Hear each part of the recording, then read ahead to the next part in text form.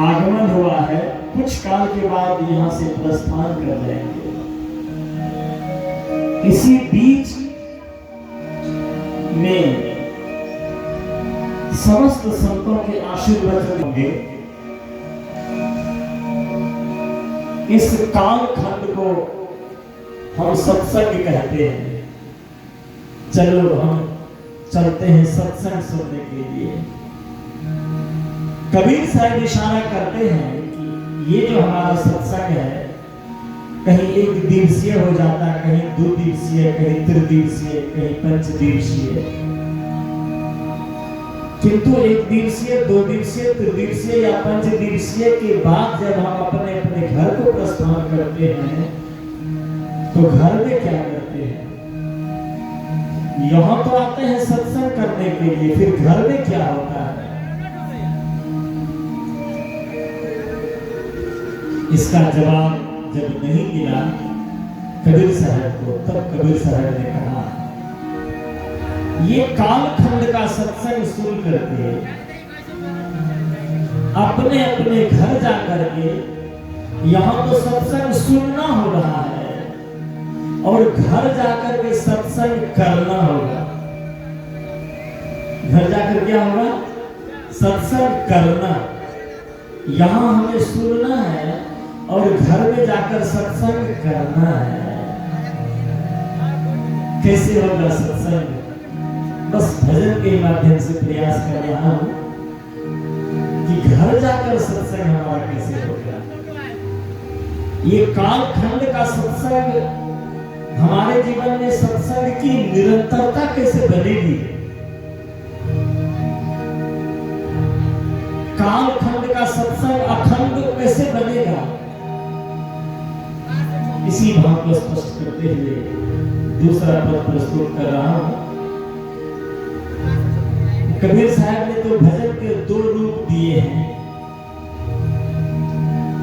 एक भजन का रूप तो हम लोग जो साज बाज से गा लेते हैं, बिना साज बाज के ही। कुछ ऐसे भी व्यक्ति हैं जो बिना ताल लय के भी गा लेते हैं, परमात्मा के धुन में लीन हो जाते हैं, उनका भी भजन हो जाता है। लेकिन कबीर साहब ने भजन को 2 रूपों में विभाजित किया है। शायद आप सबको वह पद याद होगा कि मन की तरंग मार लो बस, हो गया भजन, और आदत बुरी सुधार लो बस। मतलब पूर्ण विराम, दोनों जगह पूर्ण विराम है। बस हो गया भजन। मन की तरंगें कैसे मिटेंगी और हमारे जीवन में बुरी आदतें आई हैं, वो बुरी आदतें कैसे छूटेंगी? मन की तरंगें मिटनी है और बुरी आदतें छूटनी है। उसके लिए इशारा किया कि मन की तरंगें मिटती हैं ध्यान से, सत्संग से, साधना से। और वो ध्यान का सूत्र कबीर साहब अपने भक्तों को देते हैं कि सुमिरन सुरती लगाए के मुख से कछु न बोल, बाहर के पट बंद कर भीतर के पट खोल। ये साधना का प्रारंभिक चरण है कि बाहर के पट बंद कर प्यारे, तब भीतर का पट खुलेगा। जब भीतर का पट खुल जाएगा, तब आगे की कड़ी में कबीर साहब एक भजन बोले हैं कि संतो सहज समाधि भरी। अब आंख न मूंदो, कान न रूंदो, काया कष्ट न धारो, खुले नयन हंसी हंसी पहचानो, सुंदर रूप निहारो। जहाँ जहाँ डोलो सो परिक्रमा, जो कुछ करो सो पूजा, जब सोवो तब करो दंडवत, भाव मिटाओ दूजा। ये किस अवस्था की बात है? जब भीतर की आंखें खुल गई, जब घूंघट का पट खोल रहे तो वो पीर मिलेंगे। जब घूंघट का पट खुल गया, अब जब पिया मिल गया, जब हल्की थी जब चढ़ी तराजू पूर्व भई, तब क्यों तोले? मन मस्त हुआ फिर क्यों बोले? अब जब भीतर की अनुभूति हो गई है परमात्मा की, अब करेंगे, अब उस परमात्मा की अनुभूति हो चुकी है। कई लोग साधना में डूबे बिना ही कह देते हैं कि कबीर साहब ने कहा है कि क्या करें आंख बंद करके, कान बंद करके। कबीर साहब ने तो कहा आंख कान बंद करने की जरूरत नहीं, किसका ध्यान करेंगे। इसलिए कबीर पंथ में मार्ग में, कबीर के मार्ग में ध्यान साधना का कोई महत्व ही नहीं है। लेकिन कबीर साहब अपने शिष्य को संबोधित करते हैं कि पहली पंक्ति है कि मन की तरंग मार लो। ये सब भी कहना चाहिए, आदत बुरी सुधार लो, बाद में कहना था कि मन की तरंग मार लो। लेकिन कबीर साहब वाणी का प्रयोग कैसे करते हैं कि पहले ही लाइन में कहते हैं मन की तरंग मार लो, बस। नीचे वाली जो पंक्ति है आदत बुरी सुधार लो। अब एक बार याद कर लीजिए गांधी जी के 3 बंदर को। गांधी जी के 3 बंदर हैं। वो एक बंदर का दोनों आंख बंद है, एक बंदर का दोनों कान बंद है, एक बंदर का दोनों मुंह बंद है। वो इशारा करता है कि किसी ने कहा है मेरे दोस्तों बुरा मत देखो, बुरा मत बोलो, बुरा मत सुनो, है ना। ये 3 संकेत है 3 बंदर के।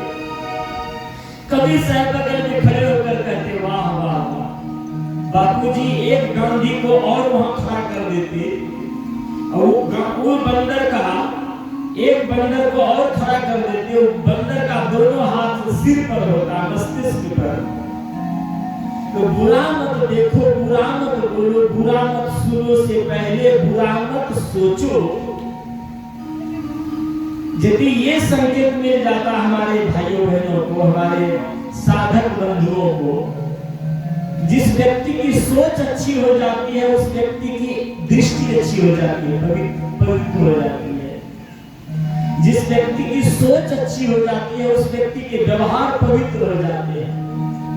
क्योंकि एक चौराहे पर एक युवक बैठा है और कुछ दूर में महिलाओं की टोली जाती होती है, तो वो युवक की दृष्टि यदि पवित्र है तो महिलाओं की टोली में जो वृद्धाएं जा रही हैं वो पवित्र दृष्टि वाला व्यक्ति कहता है कि हमारी माताएं जा रही हैं। और उसमें कुछ बाल अवस्था की बच्चियां जा रही हैं तो उनको देखकर मन में भाव बनता है कि हमारी बेटियां जा रही हैं। समान उम्र की बच्चियां जा रही हैं तो उनको देखकर भाव बनता है कि हमारी बहनें जा रही हैं। किंतु वही जिस व्यक्ति की सोच गलत होती है उनकी दृष्टि में हमारी बेटियां जा रही हैं, हमारी बहनें जा रही हैं, हमारी माताएं जा रही हैं, ऐसी भावना नहीं होती। वो अपनी दृष्टि को गलत बना करके गलत भाव से सोचता है। इसलिए कबीर साहब कहते हैं कि व्यक्ति की पहले सोच बदलनी चाहिए। आदत तो अपने आप ठीक हो जाएगा। आदत कैसे? जैसे आपने सुना होगा सत्संग नित और ध्यान नित रहिए करत संलग्न हो। एक संत हुए सदगुरु पूज्यपाद महर्षि में ही सहज महाराज, जिनका जन्म स्थान इसी बिहार में है और भागलपुर कुब्बा घाट में अखंड साधना करके उन्होंने ब्रह्म अवस्था की प्राप्ति करी और बहुत सघन प्रचार प्रसार किया सत्संग के प्रति। उनका ये वाक्य है कि सत्संग नित और ध्यान नित रहिए करत संलग्न हो। दूसरी पंक्ति है कि व्यभिचार चोरी नशा हिंसा झूठ तजना चाहिए। जब तुम निरंतर सत्संग करोगे, ध्यान करोगे, तब व्यभिचार चोरी नशा हिंसा झूठ तजना नहीं पड़ेगा, छोड़ना नहीं पड़ेगा, छूट जाएगा। ये कबीर साहब का सिद्धांत है कि मन की तरंगे तुम्हारी मिट जाएंगी तो फिर बुरी आदतें अपने आप धीरे धीरे छूट जाएंगी। तो हमारे जीवन में सत्संग की निरंतरता कैसे आएगी? सौभाग्य है हमारा, जिनको गोस्वामी जी कहते हैं कि बड़े भाग्य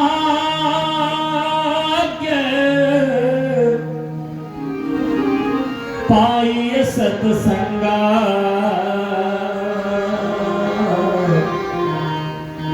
बिनहि प्रयास हो ही भवभंगा।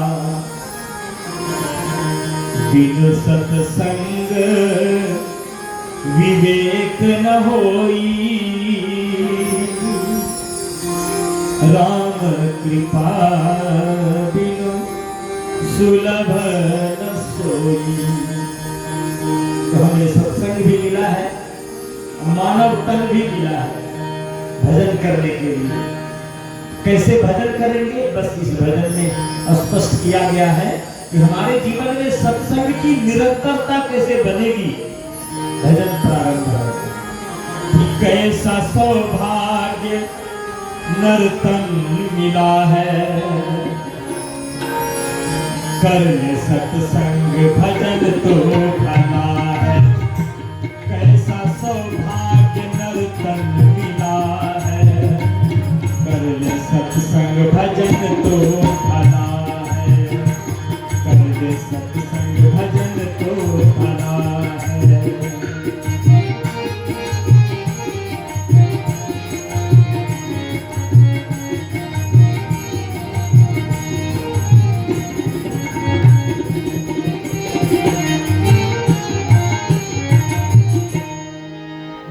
चोरी हिंसा नशा झूठ सारे है घृणित कर्म व्यभिचार प्यारे।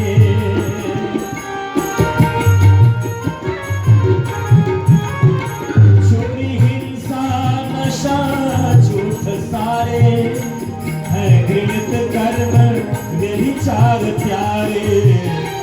क्यों इसमें फंसाया गला है, क्यों इसमें फंसाया गला है।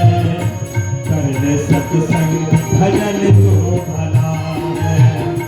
कैसा सौभाग्य नर्तन मिला है, कर ले सत्संग भजन तो भला है।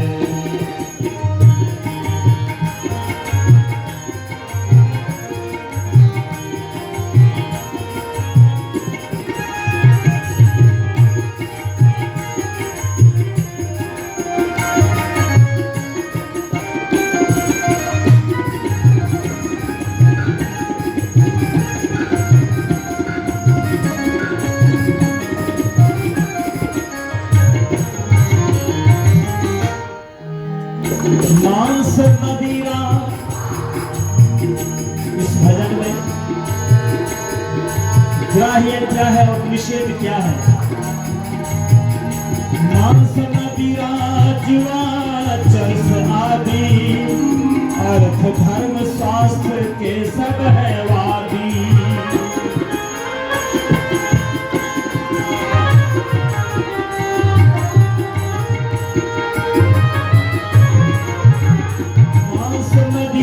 जुआ चरस आदि, अर्थ धर्म शास्त्र के सब है वादी। होश खोकर कुपथ में चला है, होश खोकर कुपथ में चला है। कर ले सत्संग भजन तो भला है। कैसा सौभाग्य नर्तन मिला है, कर ले सत्संग भजन तो भला है।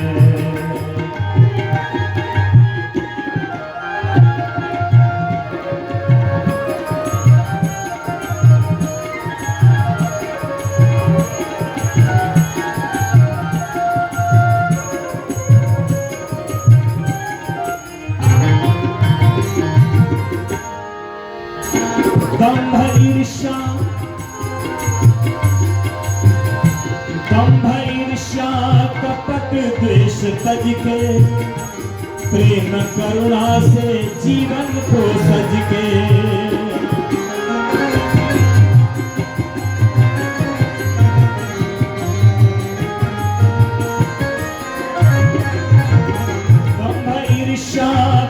पाप द्वेष तज के, प्रेम करुणा से जीवन को सज के, पाता सुख जो न सत से टला है, पाता सुख जो न सत से टला है, कर सत्संग भजन तो भला है, कैसा सौभाग्य नरतन मिला है, कर सत्संग भजन तो भला है, कर सत्संग भजन तो भला है।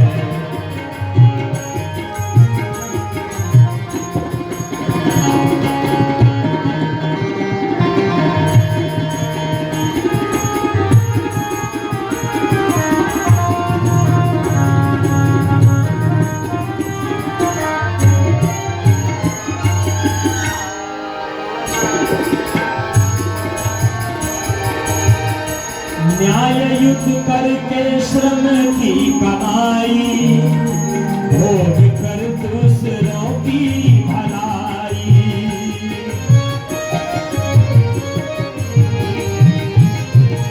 न्याय युद्ध करके श्रम की कमाई। साधक ने कहा गुरुदेव इतना नियम संयम हम कहां से पालन कर पाएंगे, हम तो सरकारी ड्यूटी में लगे रहते हैं, हम तो अमुक बिजनेस में लगे रहते हैं। कबीर साहब का संकेत कितना प्यारा है, कहते भाई मेरे तुम जिस कार्य में लगे हो उसी कार्य को ईमानदारी पूर्वक करोगे तो तुम्हारी पूजा वही हो जाएगी। न्याय युक्त तुम्हारा कर्म हो जाए तो कर्म ही पूजा बन जाएगा तुम्हारे लिए। इसलिए न्याय युक्त करके श्रम की कमाई, भोग कर दूसरों की भलाई, जीवन जीने की यही कला है, जीवन जीने की यही कला है, कर ले सत्संग भजन तो भला है, कैसा सौभाग्य नरतन मिला है, कर ले सत्संग भजन तो भला है।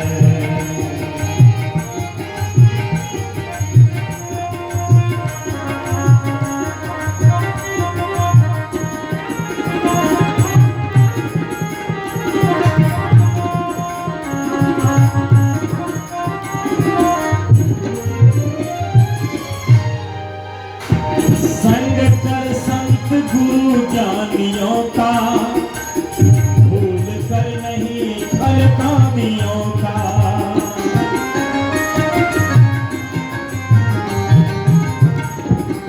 जीवन के एक एक चरण को छूकर ये पंक्ति चल रही है। इस भजन की एक एक पंक्ति हमारे जीवन को छूकर चल रही है। संग कर संत गुरु ज्ञानियों का, क्यों? एक लोटा पानी आपने उसमें 2 बूंद गुलाब का जल गिरा दें, पूरे लोटा का पानी सुगंधित हो जाता है। और एक लोटा पानी में 2 बूंद शराब गिरा दीजिए तो पूरे लोटा का पानी दुर्गंधित हो जाता है। संग का कितना गहरा असर पड़ता है व्यक्ति के ऊपर। एक तरफ कबीर साहब कहते हैं चंदन विश्व व्यापे नहीं लपटी रहे भुजंग, और एक तरफ कहते हैं कि संग कर संत गुरु ज्ञानियों का, संगति से सुख उपजे कुसंगति से दुख होए, कहे कबीर कहां जाइए जहां अपनी संगति हो। क्यों कहा? इसलिए कि संगति का बड़ा गहरा असर पड़ता है मानव जीवन में। इसलिए कि मनुष्य ही एक ऐसा प्राणी है जो संस्कारशील प्राणी है। मानवेतर जितने प्राणी हैं सब स्वभावशील प्राणी हैं। शब्द पर ध्यान दीजिएगा, मानवेतर जितने प्राणी हैं सब स्वभावशील प्राणी हैं। मनुष्य ही एक ऐसा प्राणी है जो संस्कारशील प्राणी है।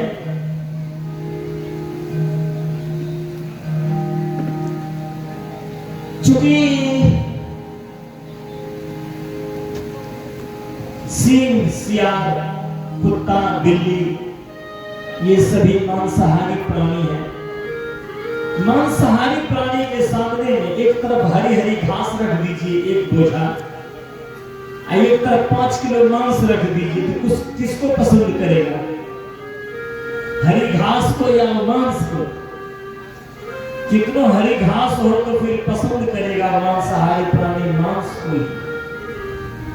और इसी पशु जगत में गाय है, भैंस है, इनके सामने एक तरफ हरी घास रख दीजिए और एक तरफ 5 किलो मांस रख दीजिए, किसको लाइक करेगा?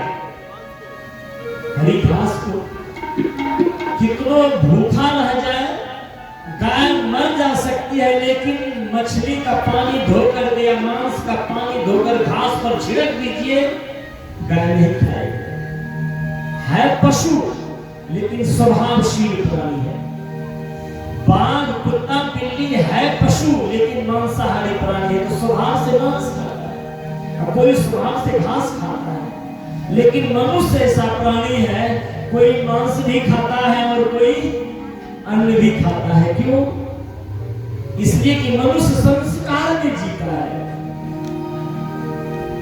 जिस व्यक्ति का संस्कार पवित्र होता है वो पवित्र आहार लेता है, जिस व्यक्ति का संस्कार बिगड़ जाता है वो जो अखाद्य है, जो मनुष्य के खाने योग्य नहीं है, वो पदार्थ खाता है। इसलिए मनुष्य जीवन को संस्कारित करने के लिए कहा है कि संग कर संत गुरु ज्ञानियों का, भूल कर नहीं फल कामियों का।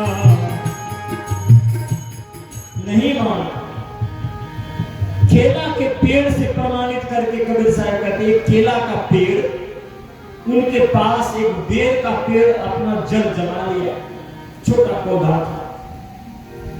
संत ने देखा कि केला के पेड़ के पास बेर का पेड़ अभी जन्म लिया है। केला के पेड़ को सावधान कर दिया, भाई सावधान रहना, तुम्हारे पास ऐसा एक पेड़ जन्म लिया है, कुछ दिन में तुम्हारे लिए खतरा हो जाएगा। तो केला के पेड़ ने कहा, महाराज जी हम इतने बड़े हैं, ये पेड़ इतना छोटा है, क्या बिगाड़ेगा? फिर हमसे रिक्वेस्ट किया है, निवेदन किया है कि हम आपके पास बसना चाहते हैं, क्यों बसोगे? आपके पास जो कोमलता है उसको हम धारण करना चाहते हैं, तो हमारे निकट बैठकर यदि हमारी कोमलता को ये बेर का पेड़ धारण कर ले तो अच्छी बात है। संत ने कहा, सो देखो हमको बताना था, हम बता दिए। वहां से यात्रा कर लिए संत। कुछ दिन के बाद जब उधर से लौटते हैं, जब बेर का पेड़ बड़ा हो गया था, अब बेर के पेड़ के डाल चारों तरफ से केला के पेड़ को घेर लिया। अब जब हवा चलने लगी, केला के पत्ते चिथरी चिथरी हो गए बेर के कांटे में लगकर। अब केला का पेड़ चिंतित होता है, दुखी होता है। कबीर साहब कहते हैं, केला तब ही न चेतिया, केला तब ही न चेतिया, जब ढिगला बेर, अब के चेते क्या भय, जब कांटन निभागे। केला तुमको उसी समय संभालना चाहिए था जब तुम्हारे निकट ये अपना जड़ जमा रहा था। अब तो तुमको ग्रस लिया है, अब क्या करोगे? अब तो दुख भोगना पड़ेगा। इसलिए संत पहले सावधान करते हैं कि संग कर संत गुरु ज्ञानियों का, भूल कर नहीं फल कामियों का। तज विषय सुख विष संपदा है, तज विषय सुख विष संपदा है। कर ले सत्संग भजन तो भला है, कैसा सौभाग्य नर तन मिला है। कर ले सत्संग भजन तो भला है।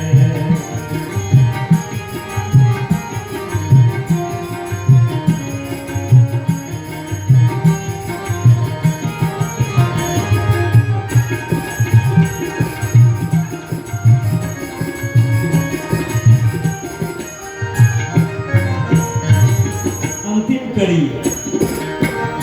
जीवन का सार और भजन का विस्तार। हमारे जीवन जीने के 3 साधन हैं, मन, वचन और कर्म। मन की पवित्रता कैसे होगी, वाणी की पवित्रता कैसे होगी और कर्म की पवित्रता कैसे होगी। मन वचन कर्म निर्मल बना के, काम मद मोह मल को जला के।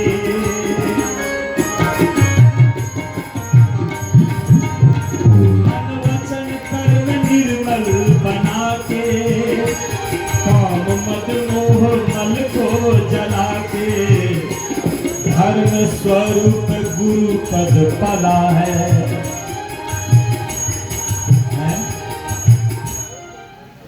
मन, वाणी और आचरण की पवित्रता हमारे जीवन में हुई, परीक्षा कहाँ होगी।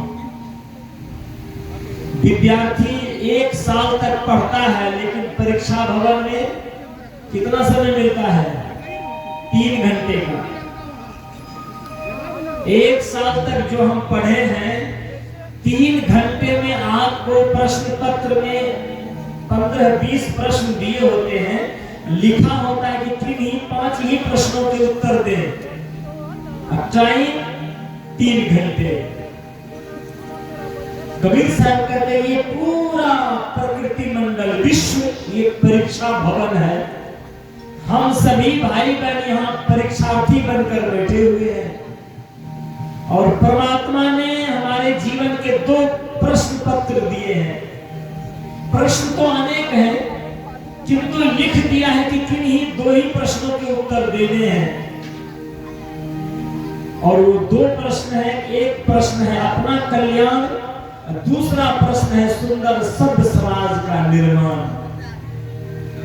ये मानव शरीर प्राप्त करके जो अपना कल्याण कर लेता है, सुंदर सभ्य समाज का निर्माण कर लेता है, उस व्यक्ति का जीवन पूर्ण हो जाता है।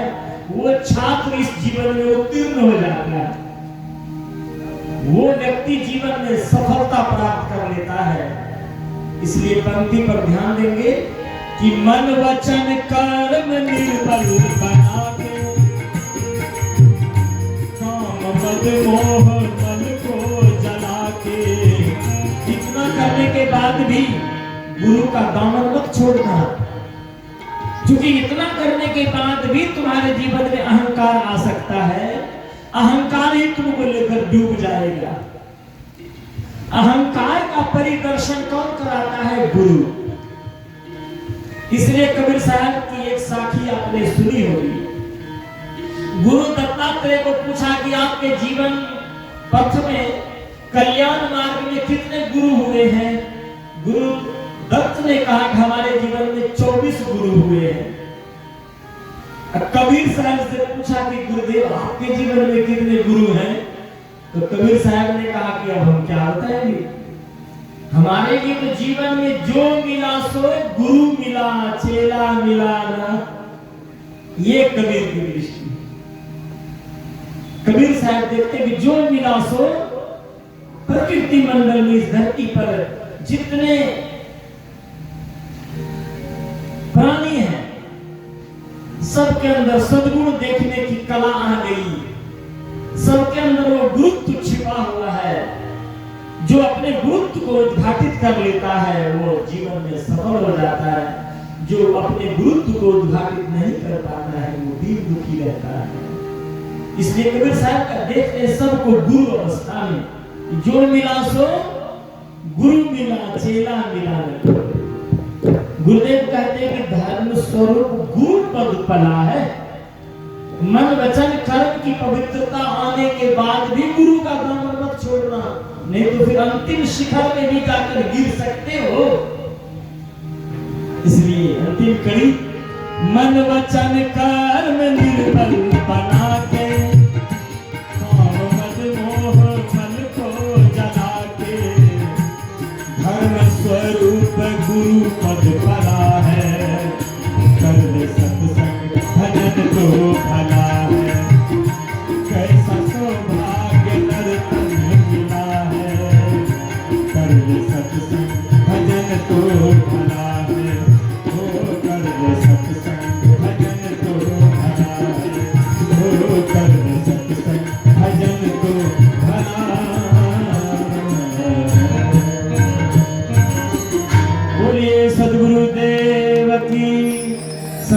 समाज की, भक्त समाज की।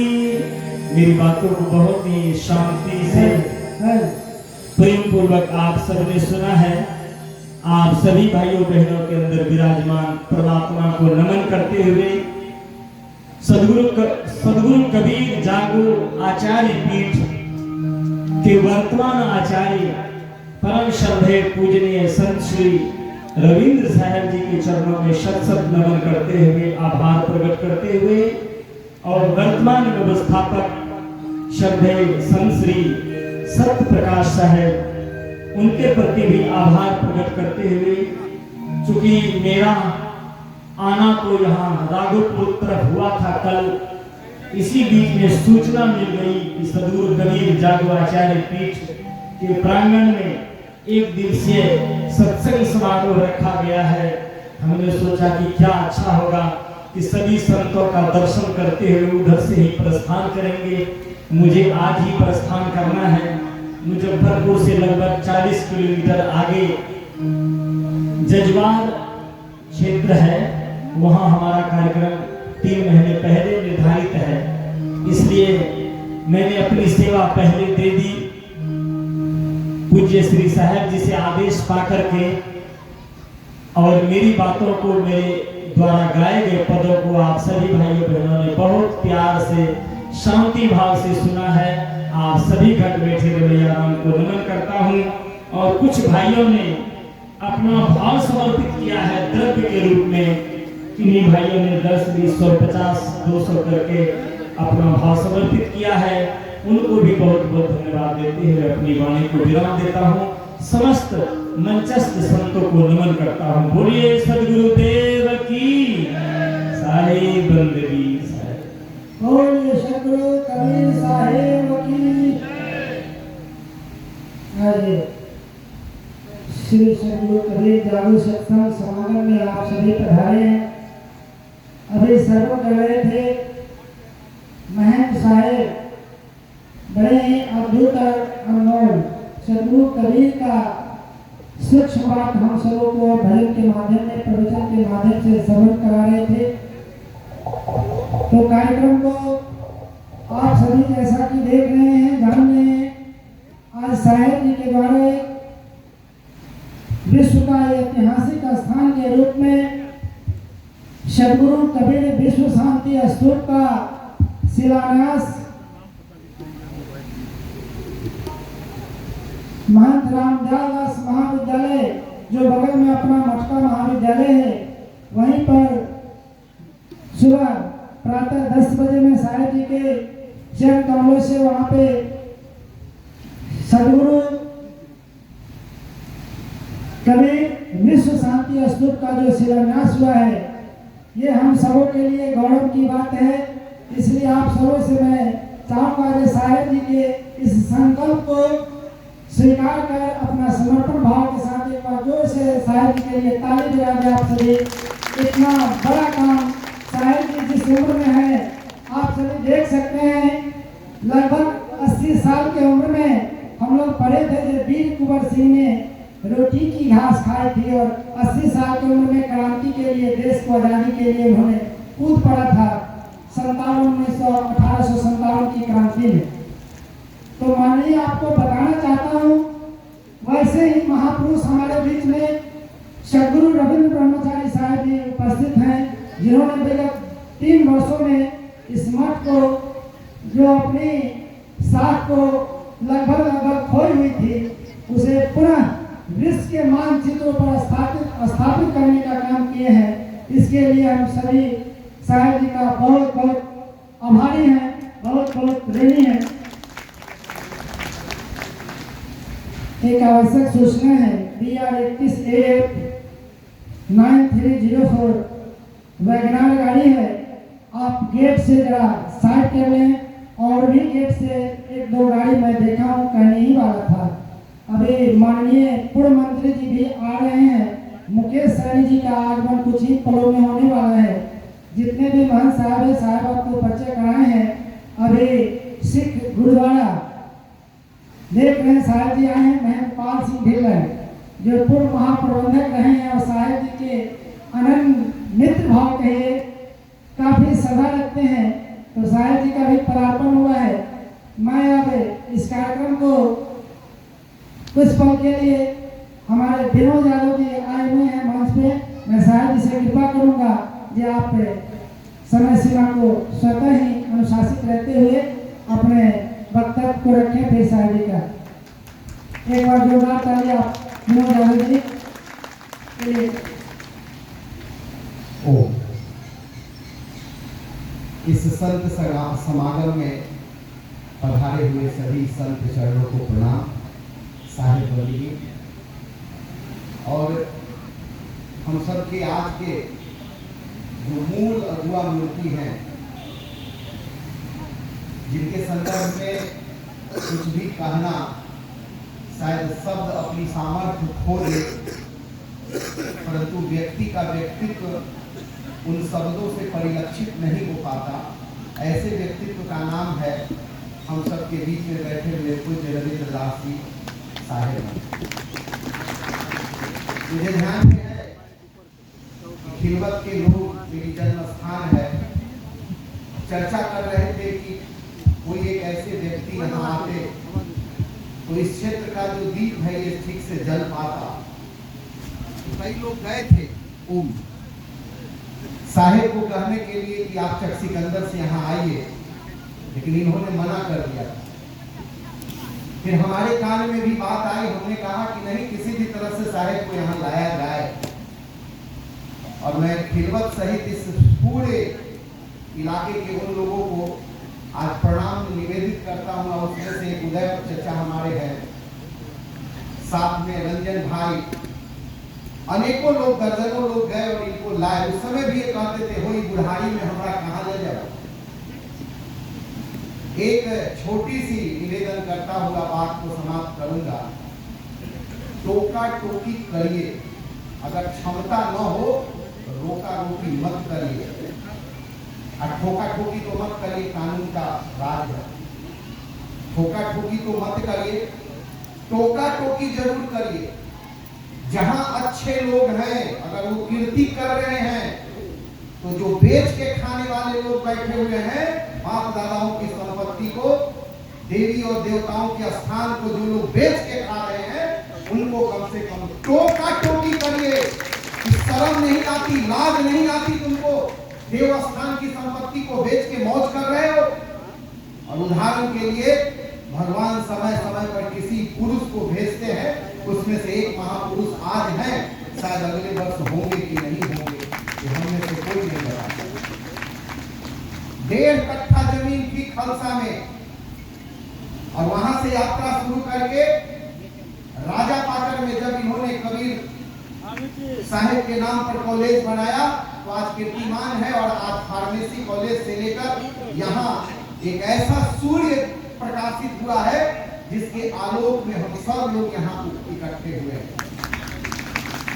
इतिहास भी जागृत होता है, व्यक्ति आते हैं तो। ये कोई सामान्य स्थान नहीं है, देश का आचार पीठ है। कबीर मत में भी कई अलग अलग मत पंथ हैं, जिसमें एक जागू जिसकी